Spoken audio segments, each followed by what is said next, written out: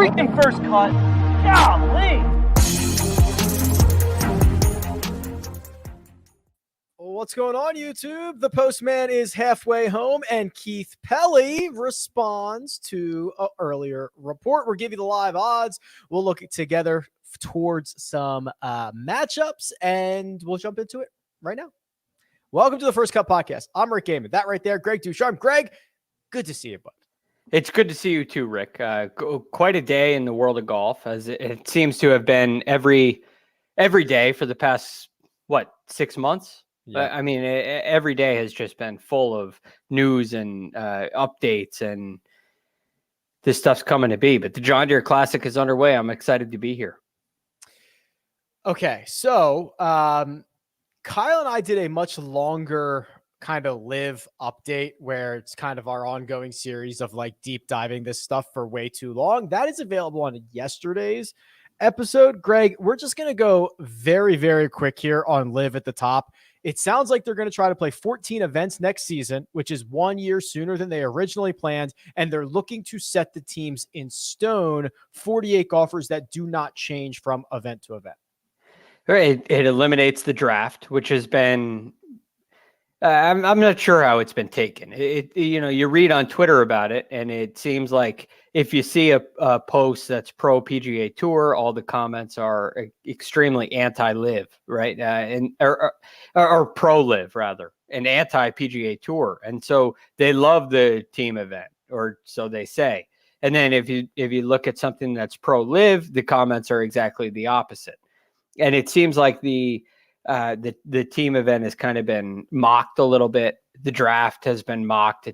I would say all in all, it doesn't seem well received. So it makes sense. It probably makes for a little more interesting of a year. But 14 events, if you're trying to play major championships, all of a sudden the guys we saw in the interview room on Thursday, well, what they say doesn't carry as much weight anymore. And now all of a sudden you're playing 18 events if you play in all four majors. And I mean, how much more time off is that really? It's not a whole lot more. So it really doesn't make sense. But yeah, it's a predictable move, but it's still frustrating to me. The other thing that it might create is essentially a hard cap on when guys can go over. If they're serious about locking in at 48, that gives golfers a deadline, or else they will miss the boat. So we'll see how that goes. Keith Pelly, replied, Greg. So there was 16 players who got together and threatened the DP World Tour with legal action.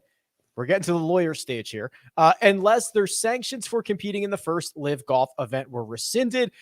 Keith Pelly did not really hold back. It was only 550 words in his response, but he debunked the idea that some of these players, quote, care deeply about the European Tour, as they indicated in their letter.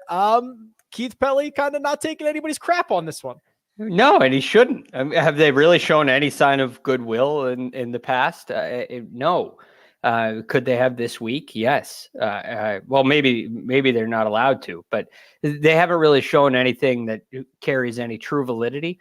And I think that's a really big problem for these guys. And when it goes into court, I don't know what the legal terminology is going to be, but there's going to be some pretty good proof that that what they want to try to do is not necessarily what they say.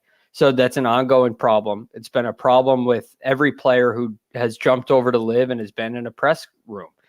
They have said things that are easily contradicted with whether it's data or other things that they've said. It's very constant.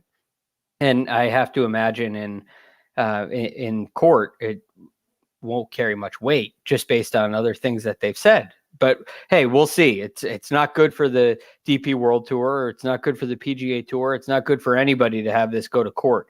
But it seems like that's exactly where we're headed, unfortunately. Oh, we are headed in that direction. Also, on the John Deere Classic side of things, the postman, he's doing his best to just run away with this thing. So there was a weather delay on Friday, Greg. So tee times got pushed back at least an hour, and there are still guys out on the golf course right now. JT Poston, as we speak, is at 14 under par. He has 4 shots clear of the chase pack, and he just stuffed another one to 4 feet on 13. So if he cleans that up, he gets the 15 under, and this thing is starting to look really good for him.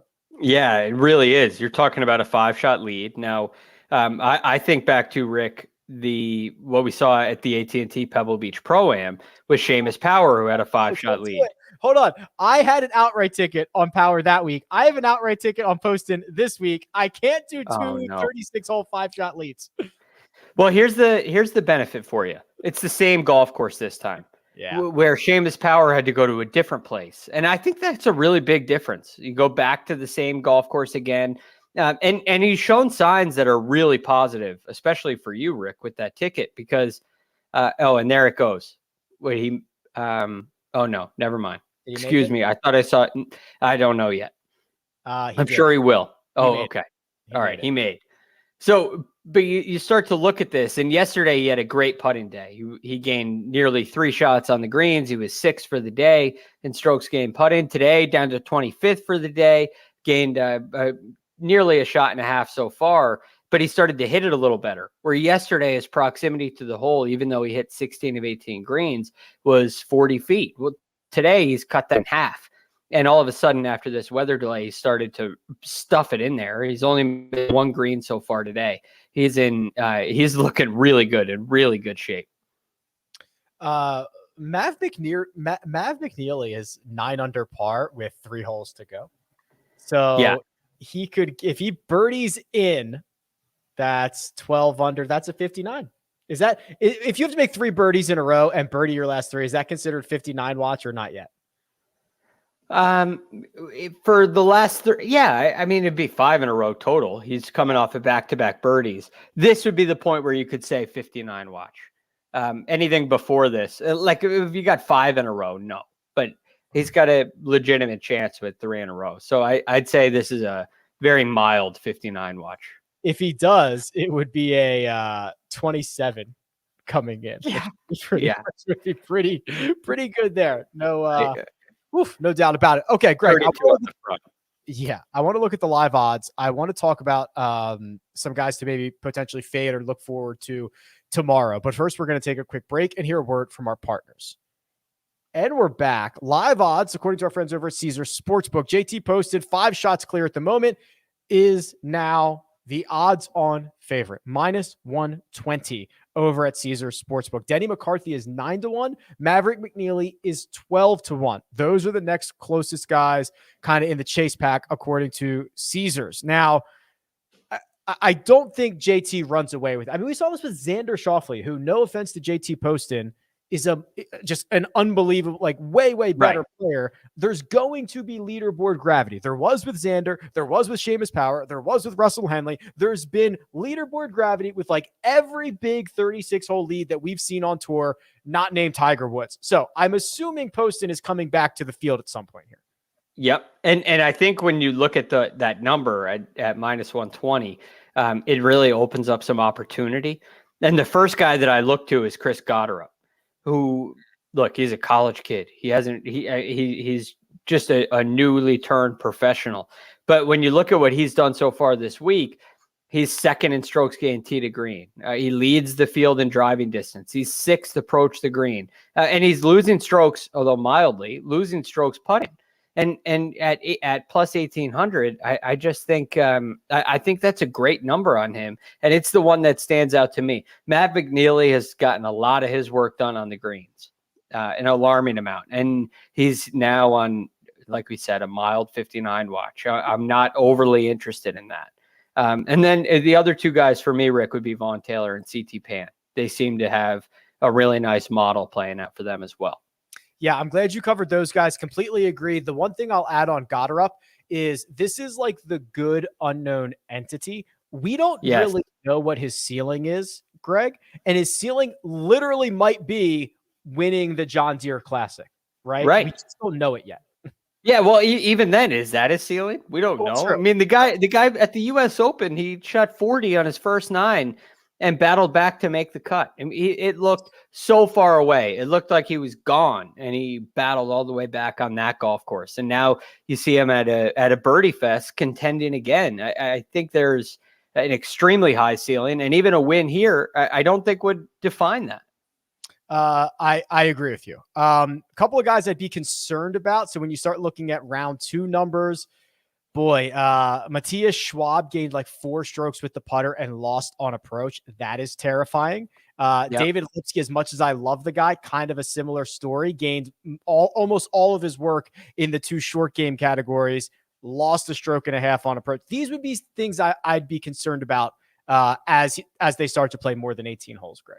Yeah, and I think Matt McNeely is in that category as well.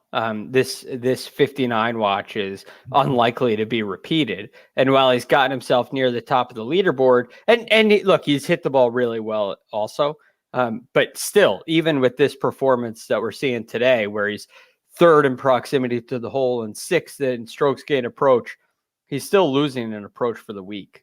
So it gives me a little bit of concern with the McNeely, but I would agree, not as much as some of the other guys you mentioned. Well, if he is going to go birdie, birdie, birdie, he needs to make a 73-foot putt. So, okay. I think I'm going to go out range. I'm going to go out on a limb and say he does not make that and does not. Okay. All right. So 59's over unless he holds one. I was going to say, maybe he just make 2 putts for par here and then holes out for eagle on either 8 or 9. Yeah. But it's safe to say 59 watch is over. Yeah. Okay. Well, here's what we're going to do. And Greg, I know we are going to just be sprinting through because we've got 2 more rounds. We'll be back for round by round recaps after that.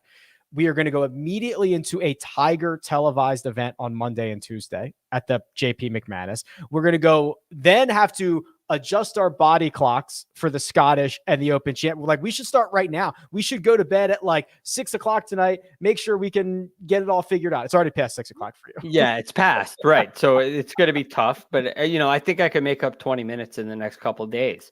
So pajamas, I'm hopping right back there into bed, and we're getting ready for the Scottish. Love it. Adjust your body clocks. Here we go. Producer Jacob does all the hard work behind the scenes at Jacob_Hallex on Twitter. Greg DuCharme is available at The Real GFD, and you can find me at Rick Run Good. This has been The First Cut. We'll catch you next time.